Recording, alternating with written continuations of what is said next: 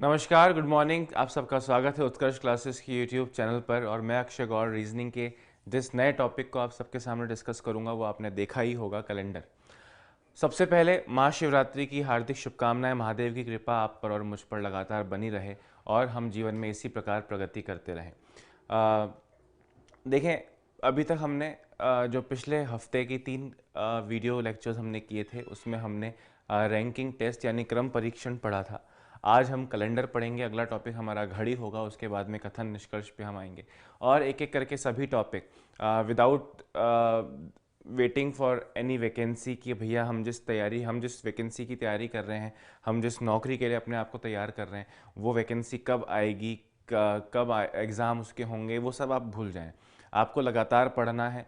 लगातार पढ़ेंगे तभी जाके जो है हम अपने लक्ष्य को प्राप्त करेंगे। तो एक बार सबको वापस से नमस्कार, हर हर महादेव सबको। जी हाँ, चलिए अब स्टार्ट करते हैं विदाउट वेस्टिंग टाइम। कैलेंडर हमने आज का टॉपिक डिसाइड किया है, हम स्टार्ट करेंगे और एक एक करके, है ना। क्योंकि जो पिछले दिनों में हमने 2-4 बार मैराथन कंडक्ट किए हैं अलग अलग वैकेंसी के एग्ज़ाम्स के वक्त पे, तो अब हम उस मैराथन में हम डायरेक्टली क्वेश्चंस डिस्कस किया करते थे। इस मौके पे मैंने सोचा कि हम हर टॉपिक को कंसेप्चुअली करेंगे। क्वेश्चंस हम प्रिंटेड फॉर्म में स्क्रीन पर नहीं लेकर आएंगे, हम डायरेक्टली हम कंसेप्ट्स की बातें करेंगे।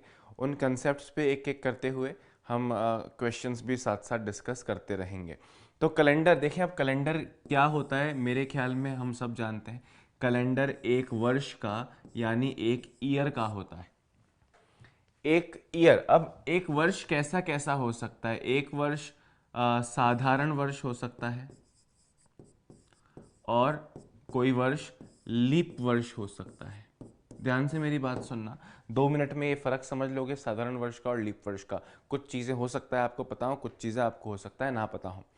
अब साधारण वर्ष का मतलब हम सबको पता है कि भाई साधारण वर्ष में 365 दिन होते हैं, लीप वर्ष में 366 दिन होते हैं। एक साधारण वर्ष 3 बार एक साधारण वर्ष आता है, साधारण वर्ष साधारण वर्ष साधारण वर्ष, फिर 3 साल बाद यानी कि हर एक चौथा वर्ष एक लीप वर्ष होता है। अभी पहचान की अगर देखें हम कौन सा वर्ष साधारण वर्ष होता है और कौन सा वर्ष लीप वर्ष होता है, तो मेरे ख्याल में आप सबको पता है कि वो सारे वर्ष जो 4 से डिवाइड हो जाएं, जो 4 से भाज्य हों, वो सभी लीप वर्ष होते हैं। जैसे अभी चल रहा है 2019।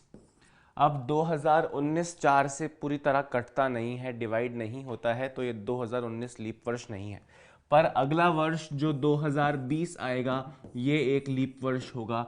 अब आप इस 2000 का 2020 भूल जाएं, आप सिर्फ 19-20, जैसे 1920 होता तो भी आप सिर्फ 20 पे गौर करें। 20 अगर लास्ट के 2 डिजिट्स देखें, 4 का डिविजिबिलिटी भाज्यता नियम होता है कि यदि अंतिम 2 अंकों से बनी संख्या the sum made by the last 2 digits अगर वो डिविजिबल है, वो भाज्य है 4 से, तो पूरी संख्या होगी। यानी आपको सिर्फ 20 पे ध्यान देना है, 18 पे, 16 पे, जो भी वर्ष लिखा हो। जैसे 1948, क्या 48 4 से डिविजिबल है? जी हाँ है, तो ये भी एक लीप वर्ष होगा। 1756, क्या ये 4 से डिविजिबल है? 56 4 से डिविजिबल है? जी हाँ होगा। तो भले वो 1756 हो, चाहे वो 1856 हो, चाहे वो 1956 हो, चाहे वो 2056 हो, ये सभी 4 से डिवाइड होंगे। तो ये सभी लीप वर्ष होंगे। उसी तरह देखें, जब ये कैलेंडर स्टार्ट हुआ, जिस तरह आज 2019 चल रहा है, उसी तरह ये जो कैलेंडर पद्धति है, जिसे जॉर्जियन कैलेंडर, जिस कैलेंडर की हम बात करते हैं, ये जिस कैलेंडर को हम पूरे वर्ष फॉलो करते हैं, इससे जॉर्जियन कैलेंडर कहते हैं। आम भाषा में हम इसे इंग्लिश कैलेंडर भी कह लेते हैं। तो ये जो इंग्लिश कैलेंडर है, ये जो जॉर्जियन कैलेंडर है, ये स्टार्ट आज से करीब 2019 साल पहले हुआ होगा। तो 2019 साल पहले जब ये स्टार्ट हुआ, तो स्टार्ट तो पहले वर्ष से ही हुआ होगा, पहला दूसरा, फिर ऐसे करते 100 200 300 500 1000 2000 वर्ष, फिर 2018 वर्ष खत्म हो गए और फिर 2019 आया। तो ये जो पहला वर्ष था ये एक ऑर्डिनरी ईयर था, साधारण वर्ष था। फिर 2, फिर 3 भी साधारण आया, फिर जो 4 आया वो कैसा आया? लीप वर्ष आया। फिर 5 6 7 साधारण, फिर 8 लीप वर्ष, फिर 9 10 11 साधारण, 12 लीप वर्ष, 13, 14, 15, 16 लीप वर्ष आया, 13, 14, 15 साधारण वर्ष थे। इस प्रकार से हर 4 साल में लीप वर्ष आते गए। इसी प्रकार 20वां वर्ष लीप वर्ष था, 24वां, 28वां, 32वां, ऐसे करते करते 40 वर्ष हुए, 40वां वर्ष एक लीप वर्ष था। उसी तरह 80वां वर्ष लीप वर्ष था, 84, 88 भी लीप वर्ष था, 88 के बाद में 92 भी लीप वर्ष था, 96 भी लीप वर्ष था, 96 के बाद 100 आता है। क्या आता है? 100। पर ये 100 लीप वर्ष नहीं है। 4 से डिवाइड तो होता है, 4 से तो डिवाइड होता है 100, पर फिर भी ये लीप वर्ष नहीं है।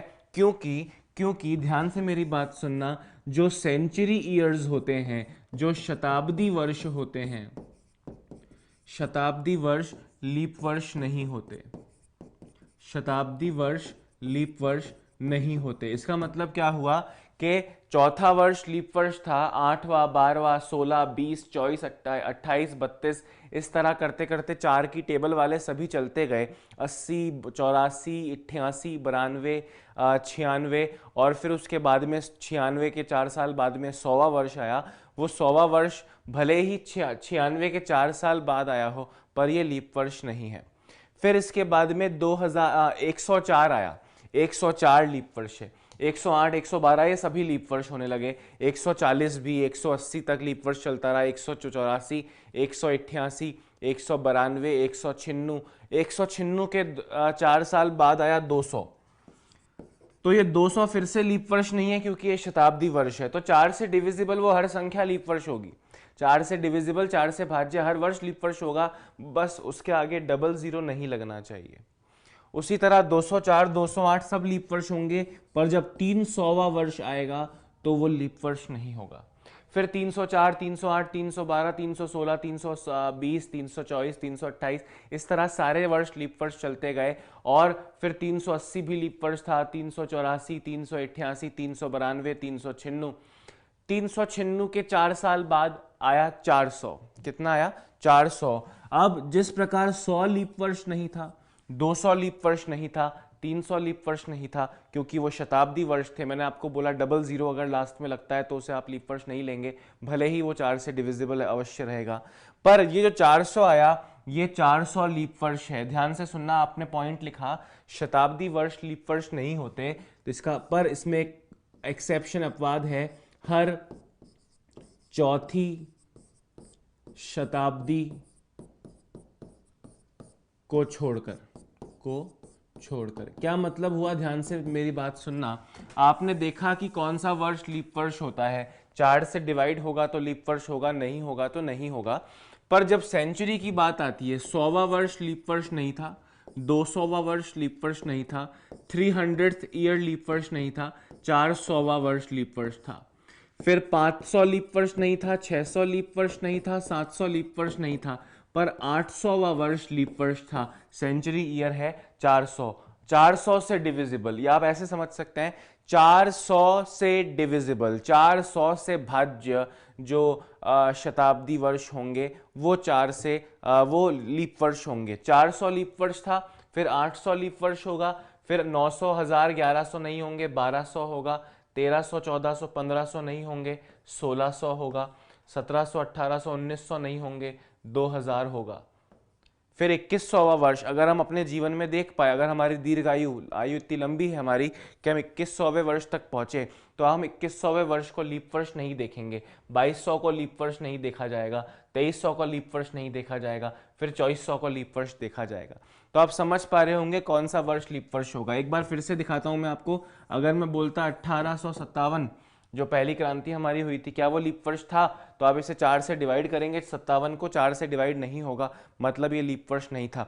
इससे पहले 1856 था। 1984 भाई 84 4 से डिवाइड होता है तो लीप वर्ष होगा। 1900 लीप वर्ष था क्या? 1900 लीप वर्ष नहीं था, क्योंकि ये शताब्दी वर्ष है, सेंचुरी ईयर है, लास्ट में डबल जीरो लगता है। इस तरह से हमको पता चलेगा कि कौन सा वर्ष लीप वर्ष होता है और कौन सा वर्ष साधारण वर्ष होता है। अब कौन सा महीना 28 का है, कौन सा महीना 30 का है, कौन सा महीना 31 का है, मेरे ख्याल में ये बता पाना आपके लिए मुश्किल नहीं है। अगर आपको नहीं पता तो इस प्रकार से जब आप पंच बनाते हैं तो जनवरी फरवरी चलता है। आप अपना पंच जब बनाएंगे तो इस तरह से आपका पंच बनेगा। तो ये जो जनवरी से स्टार्ट करें आप, ये जनवरी हो गया, ये फरवरी हो गया, ये मार्च हो गया, ये अप्रैल हो गया, ये मई हो गया, ये जून हो गया, ये जुलाई हो गया। तो जो ऊपर के पॉइंट पे जो महीने आ रहे हैं वो 31 के होते हैं, जो नीचे की तरफ आ रहे हैं वो 30 के होते हैं। फरवरी नीचे है पर वो 30 का नहीं, वो 28 या 29 का होता है। जो ऊपर है वो 31 के, उसके अलावा सारे 31 से कम यानी 30, और फरवरी 28 या 29 का। जुलाई और अगस्त जो है लगातार ऐसे 2 महीने हैं जो 31 के हैं, अदरवाइज ये अल्टरनेट चलता रहता है। जनवरी 31, फरवरी 28 या 29, मार्च 31, अप्रैल 30, मई 31, जून 30, जुलाई 31, और देखिए अभी तक अल्टरनेट चल रहा था, जुलाई के बाद में अगस्त आता है वो फिर से 31। इस तरह से अल्टरनेट चलता रहेगा। सिर्फ जुलाई और अगस्त लगातार जो है वो 2 लीप वर्ष लगातार होंगे, बाकी हमेशा अल्टरनेट 30-31 ही चलता रहता है। अब फरवरी 28 का कब होता है? साधारण वर्ष होगा तो फरवरी 28 का, लीप वर्ष होगा तो फरवरी 29 का। ये सारी छोटी छोटी बातें आपको ऑलरेडी पता है। इस तरह से आप बता सकते हैं कि कौन सा वर्ष कैसा वर्ष है। अब आप ध्यान से मेरी बात सुनिएगा। अब सबसे इंपॉर्टेंट चीज़ जो हमको डिस्कस करनी है इस टॉपिक में, और सारा सार इस टॉपिक का इसी शब्द में है, वो है ऑड डेज। हिंदी में बोल सकते हैं अतिरिक्त दिवस या विषम दिवस, पर हम इसे ऑड डेज ही बोलेंगे, चाहे हम हिंदी मीडियम के स्टूडेंट हो चाहे हम इंग्लिश मीडियम के स्टूडेंट हो। श्रवण, रूप सिंह, सबको नमस्ते फिर से। जो है लेट ज्वाइन किया है दोस्तों, हम कैलेंडर पढ़ रहे हैं, पहली क्लास कैलेंडर की है। 2 या 3 सेशन में कैलेंडर हम खत्म करेंगे, धीरे धीरे सभी टॉपिक को इसी प्रकार करते जाएंगे। जी चलिए, अभी ऑड डेज क्या होता है देखिए। आज तारीख कितनी है? आज है 4 मार्च। क्या है? 4 मार्च।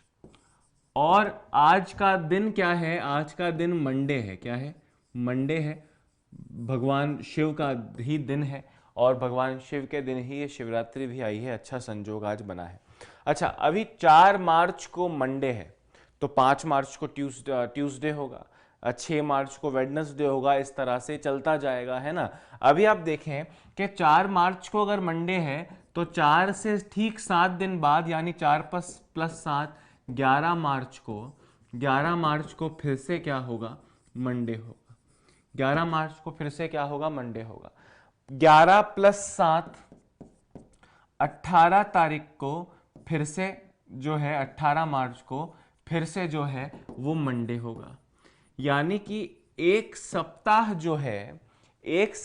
जो है वो अपने आप को हर 7 दिन में दोहराता है। हमें पता है मंडे से लेकर संडे तक 7 वीक डेज होते हैं, साप्ताहिक दिवस होते हैं। तो ये सभी साप्ताहिक दिवस अपने आप को 7 दिन में दोहराते हैं। अगर किसी दिन संडे है तो 7 दिन बाद फिर से संडे आएगा, अगले 7 दिन बाद फिर से संडे आएगा, उसके अगले 7 दिन बाद फिर से संडे आएगा, फिर 7 दिन बाद संडे आएगा। तो उसी तरह ऑड डेज का मतलब क्या है? जैसे आज तारीख है 4 मार्च, मैं आपसे पूछता हूं, तारीख छोड़िए, मैं आपसे पूछता हूं, बताओ आज से ठीक 15 दिन बाद कौन सा वीक डे आएगा, साप्ताहिक दिवस आएगा? मैंने आपसे बोला 15 दिन बाद। तो आप देखें 15 को आप 7 से डिवाइड करें, 7 दूनी 14, ये एक शेषफल बचा। 7 से 15 2 बार डिवाइड हो गया, पूरी तरह डिवाइड नहीं हो गया, डिवाइड होने के बाद में एक शेषफल बचा। तो ये जो शेषफल है, देखें कटा कितनी बार? 2 बार। वो इंपॉर्टेंट नहीं है कि 2 बार कटा के 200 बार कटा, उसके बाद में जो शेषफल बचा, इस केस में कभी 2 बच सकता है, कभी 3, 6 तक की संख्याएं शेषफल के रूप में आपको दिख सकती हैं। तो जो भी शेषफल बचेगा उसे ऑड डे कहते हैं। क्या हो गया? Odd day. ऑड डे का मतलब हो गया कि कुछ दिनों के अंतर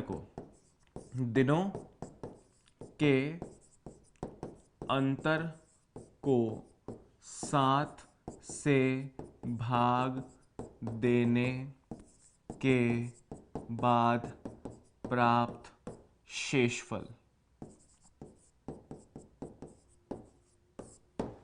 आपसे मैंने पूछा बताइए आज से 100 दिन बाद कौन सा साप्ताहिक दिवस होगा? आज अगर मंडे है तो 100 दिन बाद क्या होगा? आपने 100 को 7 से डिवाइड किया, 98 तक कट गया, 14 बार कटा। वो 14 बार कटा कि 20 बार कटा वो इंपॉर्टेंट नहीं है, मैंने आपको बताया 98 तक कट गया। शेषफल कितना बचा? 2। तो 2 यहाँ पे ऑड डेज की वैल्यू हो गई। मैं आपसे पूछता, बताइए आप मुझे बताओ 119 दिन बाद कौन सा दिन आएगा? अगर आज मंडे है तो 119 दिन बाद कौन सा वीकडे होगा? आप 119 को 7 से डिवाइड करें, 119 को 7 से डिवाइड करेंगे तो पूरा कट जाएगा। पूरा कट जाएगा का मतलब हो गया कि जो ऑड डेज है वो 0 हैं। समझ रहे हैं आप मेरी बात? तो ये बहुत इंपॉर्टेंट चीज़ है, और ये कैसे इंपॉर्टेंट है ये क्वेश्चन के माध्यम से मैं आपको समझाने की कोशिश करता हूँ। क्वेश्चन बहुत सिंपल दे रहा हूँ, ध्यान से सुनना। आपको मैंने कहा कि यदि किसी वर्ष 4 मार्च को सोमवार हो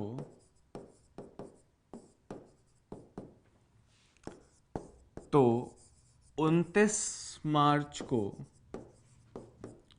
कौन सा साप्ताहिक दिवस या साप्ताहिक दिन वीकडे होगा? ध्यान से सुनना, क्वेश्चन क्या है।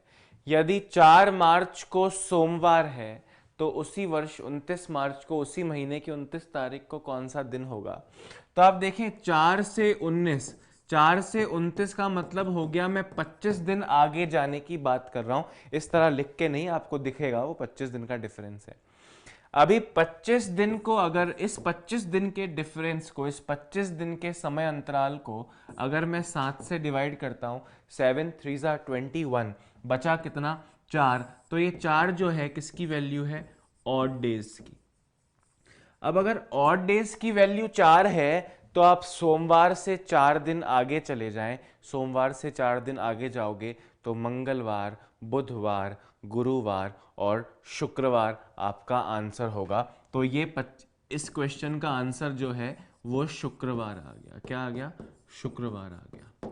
ये डिफरेंस थोड़ा बड़ा हो सकता है, ये डिफरेंस इसी तरह छोटा रह सकता है, ये डिफरेंस कई सैकड़ों वर्ष आगे का हो सकता है, पर हम हर मौके पर सिर्फ ऑड डेज निकालेंगे। डिफरेंस बड़ा होगा तो कैसे निकालेंगे, डिफरेंस छोटा है तो कैसे निकाले हैं, ये सारी बातें हम समय के साथ साथ करते जाएंगे।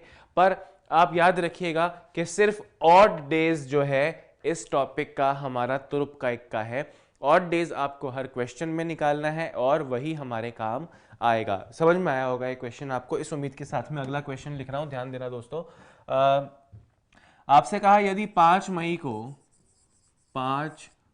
को रविवार है, किसी वर्ष की 5 मई को रविवार है, संडे है, तो उसी वर्ष 6 जून को, तो उसी वर्ष 6 जून को कौन सा साप्ताहिक दिवस होगा? अब आप देखें, आपको पता होना चाहिए कि हर महीना कितने दिन का होता है। जनवरी, फरवरी, मार्च, अप्रैल, मई। मई 31 दिन का होता है।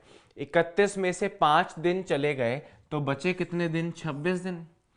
मई के 26 दिन बचे और जून के ये 6 दिन मिलके ये हो गए 32 दिन। अगर 32 को 7 से डिवाइड करोगे तो 7 चौक 28, शेषफल बचेगा 4, और इस 4 को हम कहते हैं ऑड डे। 4 ऑड डेज आ गए तो संडे से 4 दिन बाद, संडे से 4 दिन बाद Monday, Tuesday, Wednesday, Thursday. Thursday आपका करेक्ट आंसर होगा। इस क्वेश्चन का आंसर कितना हो गया? गुरुवार। आपको बस ऑड डेज निकालने हैं, डिफरेंस बहुत बड़ा हो सकता है। इससे थोड़ा बड़ा करके दिखाता हूं मैं आपको। आपसे कहा यदि किसी वर्ष 16 मार्च को शुक्रवार है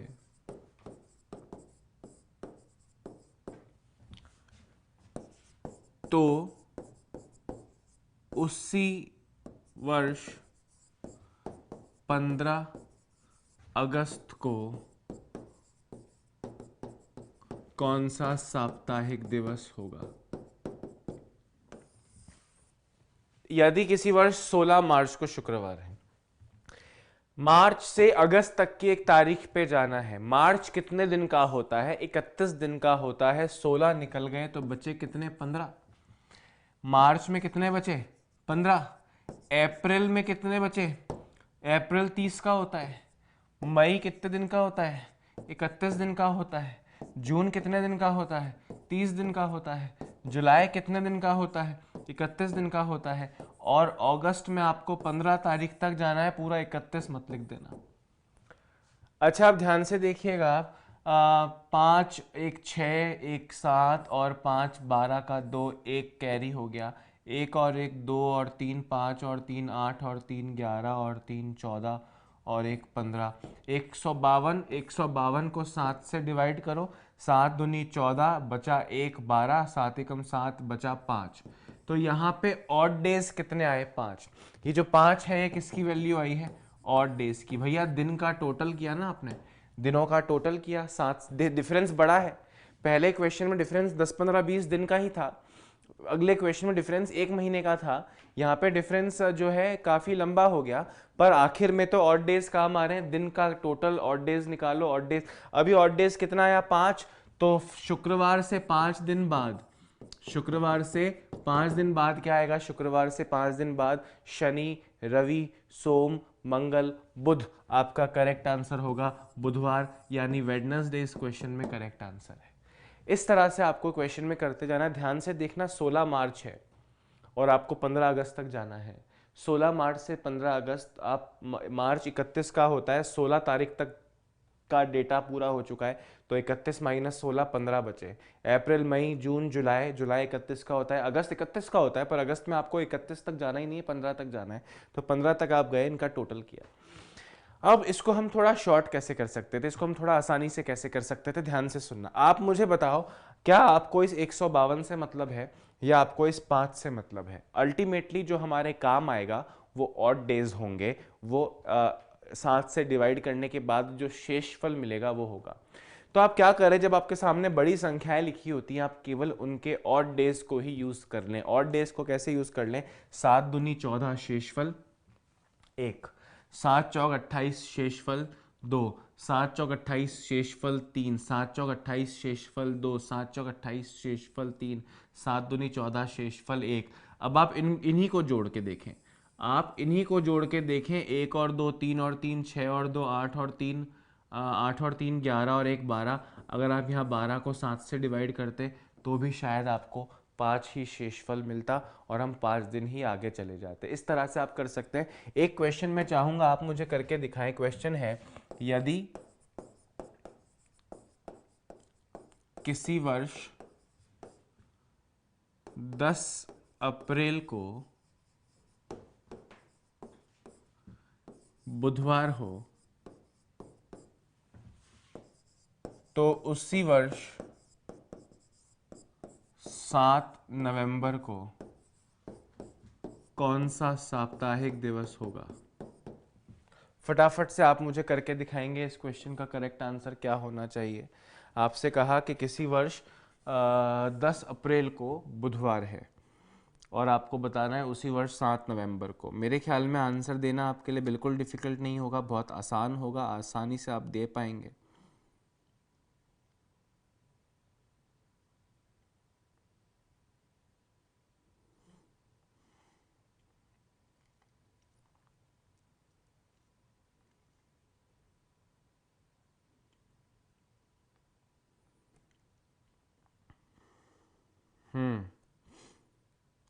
देसी, हेलो, अभिमन्यु यादव,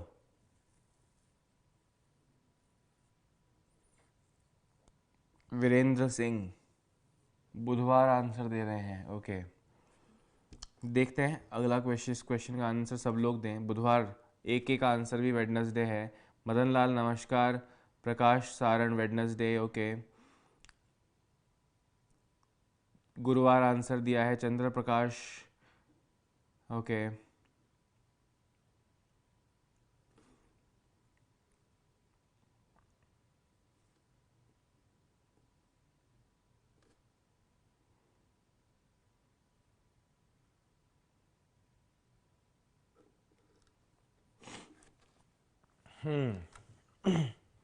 ओके, चलिए देखते हैं। 10 अप्रैल, भाई अप्रैल 30 का होता है, 30 में से 10 निकल गए तो 20 बचे। मई 31, जून, जुलाई, अगस्त, सितंबर, अक्टूबर और नवंबर में 7 तक जाना है। इन सबके ऑड डेज लिख लो। बड़ी संख्याओं को जोड़ने में गलती हो गई तो क्वेश्चन का कबाड़ा। 7 दूनी 14 शेषफल 6, 7 चौक 28 शेषफल 3, 2 3 3 2 3 और 7 तो 7 से पूरा कट जाता है, शेषफल 0। 6 और 3 9 और 2 11 और 3 14, 14 और 3 17 और 2 19 और 3 22, 22/7 शेषफल 1। वेडनेसडे से एक दिन बाद थर्सडे आपका आंसर होगा। फिर से मेरी बात सुनना, 6 और 3 9, 9 और 2 11 और 3 14 और 3 17 और 2 19 और 3 22, 22/7 शेषफल 1। वेडनेसडे से एक दिन बाद थर्सडे आंसर होना चाहिए। एंड आई वंडर ज़्यादातर लोग का वेडनेसडे क्यों आ रहा था। प्रकाश सैनी भाई वेडनेसडे नहीं होना चाहिए। जितेंद्र भील भाई शुक्रवार नहीं गुरुवार होना चाहिए। अभिमन्यु यादव चेक करो आंसर्स, तुम्हारा भी जो है थर्सडे नहीं आ रहा है, वेडनेसडे आ रहा है। चेतन गिरी मंडे नहीं भाई, गुरुवार थर्सडे आपका आंसर होना चाहिए। गुड्डी जाट गुरुवार करेक्ट आंसर है। सौरभ तिवारी वेडनेसडे गलत answer. Ravi Bishnoi Thursday correct answer. Himmat Ram Khoja Thursday very nice. Mularam Bathinda Thursday. Kuldeep Malik Thursday good. चलिए थर्सडे आ जाएगा, उम्मीद करता हूँ आपको दिख रहा होगा कि हमने किस प्रकार से इसका जो है किया था। चंद्र प्रकाश कह रहे हैं कि सर आपने जो जीडी मैराथन क्लासेस में कराया उसमें से बहुत सारे क्वेश्चंस आए थे। जी हाँ, उसी उम्मीद के साथ में हमने कराया था और हमने पेपर्स के जो क्वेश्चंस हमारे सामने आए उससे हमने देखा कि क्वेश्चंस वैसे ही थे। हालांकि अगर बात स्पेशली मैं रीजनिंग की बात करूँ तो रीजनिंग में कुछ आउट ऑफ द लीग जाने का मौका एग्जाम में होता नहीं है एग्जामिनर के पास में। रीजनिंग में इनफैक्ट मैथ्स की भी अगर आप देखें, मैथ्स और रीजनिंग क्योंकि सारा लॉजिक बेस्ड प्रोग्राम रहता है मैथ्स और रीजनिंग का। मैथ्स और रीजनिंग में अलग क्या होगा भैया, मैथ्स में क्या होगा, जो संख्याएं हैं बदल जाएंगी, कंसेप्ट तो बदलने नहीं है। रीजनिंग के साथ भी कुछ ऐसा है। सौरभ तिवारी भाई इससे शॉर्ट तो नहीं हो पाएगा। अगर आप देखें, अगर आपकी प्रैक्टिस है ना, this will not take more than 5 seconds. Problem क्या होगा धीरे धीरे कि जब आप इसे करेंगे, मैं आपको बताता हूं कि समय कैसे बच सकता है। जब आप इसे करते हो 20 की जगह सीधे ही 6 लिखोगे, 30 की जगह सीधे ही 2 लिखोगे, 31 की जगह सीधे ही 3 लिखोगे। इस प्रकार से आपकी आदत पड़ जाएगी। उसमें भी क्या होगा कि आप 4 4 7 7 के जोड़े बनाएं और काटें। जैसे आपने यहां लिखा था 6 3 2 3 3 2 3 0 आपने लिखा था, तो आप देखें आप 4 और 3 7 का पेयर पहले से ही हटा दें। अब आपके पास बचा 6 और 3 9 और 3 12 और 3 15, 15/7 भी शेषफल 1 आएगा। आप एक दिन आगे चले गए। आप प्रैक्टिस कर लें, 5-6 क्वेश्चन इसके कर लें, उसके बाद में आपके आंसर देना बड़ा आसान हो जाएगा। अभी क्वेश्चन को ध्यान से सुनना, ट्विस्ट दे रहा हूं क्वेश्चन में। यदि किसी वर्ष 16 अक्टूबर को मंगलवार था,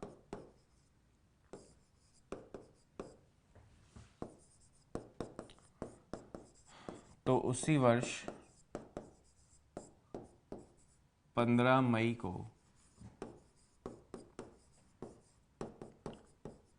कौन सा साप्ताहिक दिवस था, कौन सा वार था। क्वेश्चन को ध्यान से देखना, उसी वर्ष लिखा है कि अगले वर्ष लिखा है। अब आप क्या करोगे, कैसे करोगे, आंसर दे सकते हो इसका या नहीं दे सकते हो, सब चीज़ें आपको एक बार गौर करके बतानी है और आंसर देना है। हेम सिंह ज़रूर भाई, निकट भविष्य में ये भी करेंगे।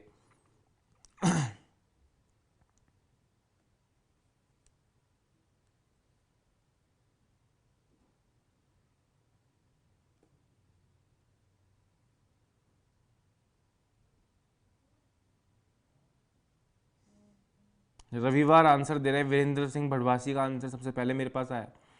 जयप्रकाश फर्स्ट ग्रेड के लेवल का करवाएं। जी हाँ ज़रूर करवाएंगे फर्स्ट ग्रेड के लेवल का भी आपको। रघुनंदन वैष्णव एनटीपीसी की, जी हाँ देखें कुछ ही दिन में एनटीपीसी की योजना बन जाएगी, आपको बता दी जाएगी। और फिर हालांकि ये सब टॉपिक एनटीपीसी में है, आप एक तरह से देखें जो कुछ चल रहा है वो सारा एनटीपीसी के सिलेबस के लिए फॉलो हो रहा है आसानी से, आपको कोई प्रॉब्लम नहीं होगी।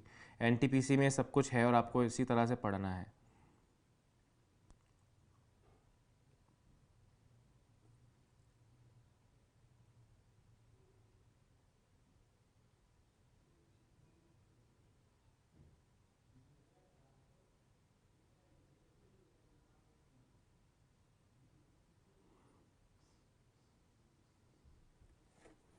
मंडे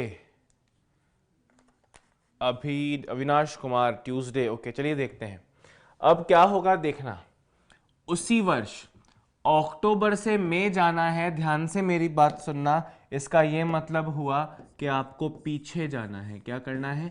पीछे जाना है।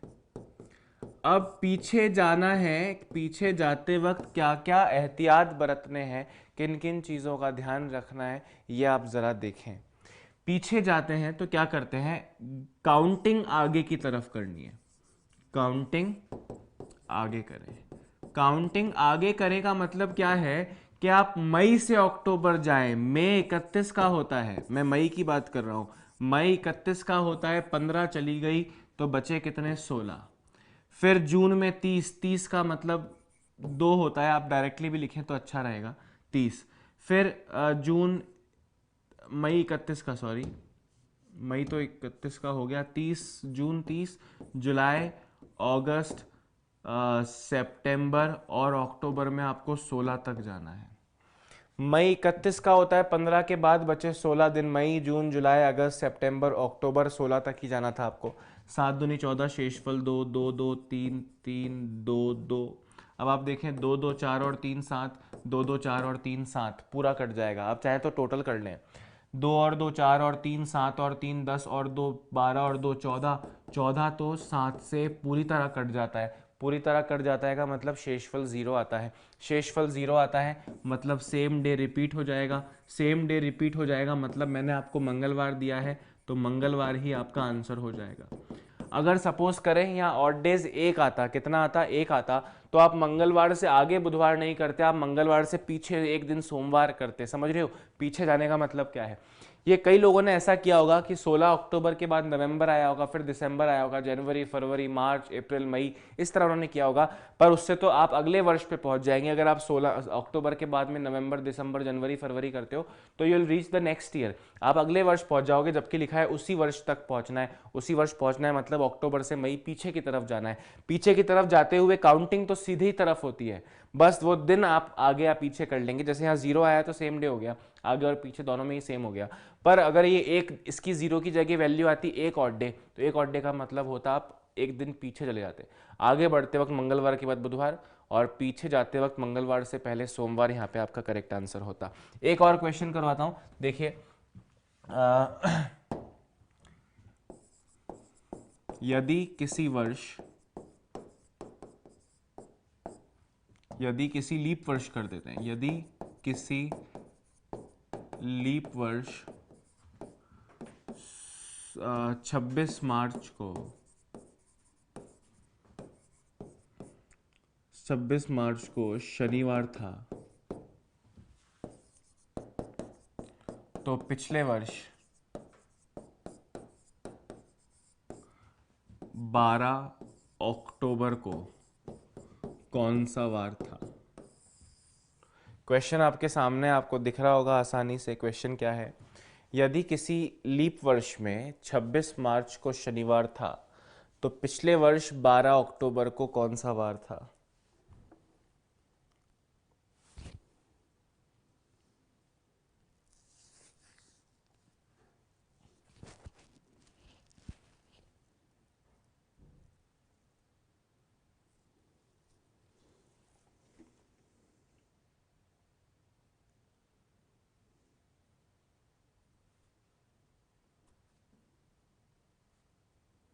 रविंद्र यादव, भाई तुम्हारा नाम तो हमने पहले भी लिया है, तुम लगातार हमसे जुड़े हुए हो।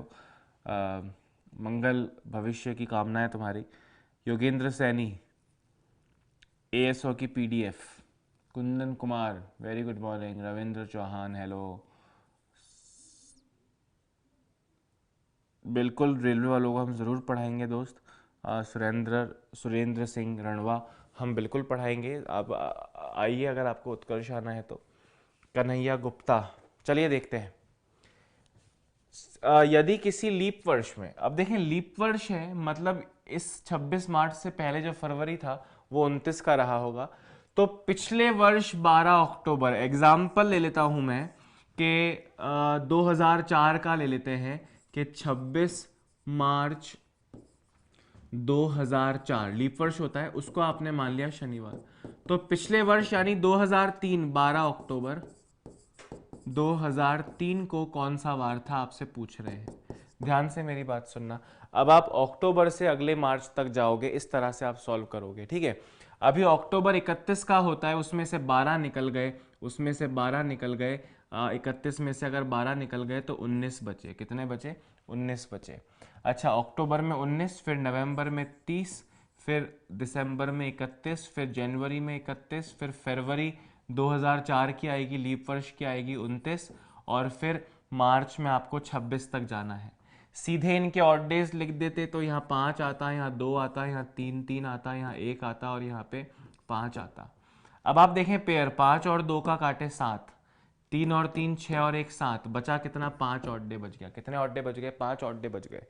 अब आपको 26 मार्च से 12 अक्टूबर जाना है, यानी कि आपको शनिवार में से 5 दिन पीछे करने हैं। शनि से 5 दिन पहले क्या आता है? शनिवार से 5 दिन पहले शुक्रवार, गुरुवार, बुधवार, मंगलवार और सोमवार, यानी कि इस क्वेश्चन में आपका आंसर जो है वो सोमवार होगा। ये आंसर आपने दिया है। फिर से समझाता हूँ इस क्वेश्चन को और आज की वीडियो को यहाँ पे समाप्त करते हैं। 12 अक्टूबर 2000, देखिए आपसे बोला किसी लीप वर्ष में 26 मार्च को शनिवार था। मैंने आपकी सहायता के लिए, आपको ज़्यादा अच्छे से समझ में आया तो मैंने एग्जाम्पल ले लिया, 2004 लीप वर्ष होता है कि 26 मार्च को शनिवार था।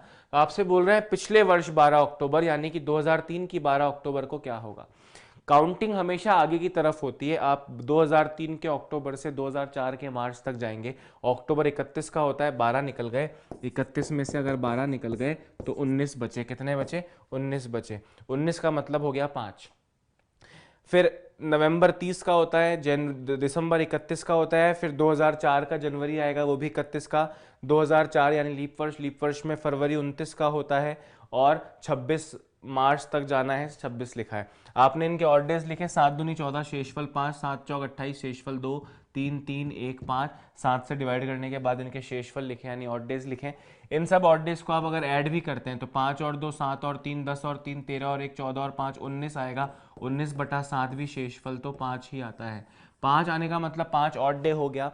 तो शनिवार से 5 दिन पीछे आप चले गए तो मंडे यहाँ पे आपका करेक्ट आंसर आ गया और वो बिल्कुल करेक्ट आंसर होगा। मूलाराम भटिंडा, थर्सडे नहीं मंडे, सोमवार आपका करेक्ट आंसर होगा। Rabin Khan, thank you so much. चलिए अब हम क्या करते हैं, आज के इस वीडियो को यहाँ समाप्त करते हैं।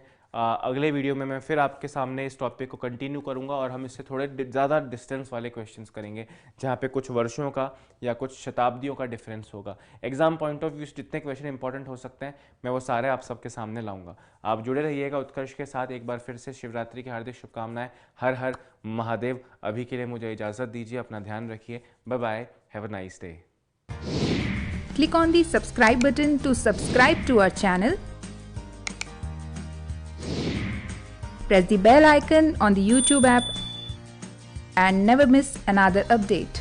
Download eUtkarsh app from Google Play Store. eUtkarsh app is one-stop solution for your competitive exam preparation with lots of unique and amazing features like create your own custom test, add YouTube videos in app library, add web reference link for quick revision, make your own custom flashcards. For each chapter, you can give online test and analyze your performance. So download eUtkarsh app now.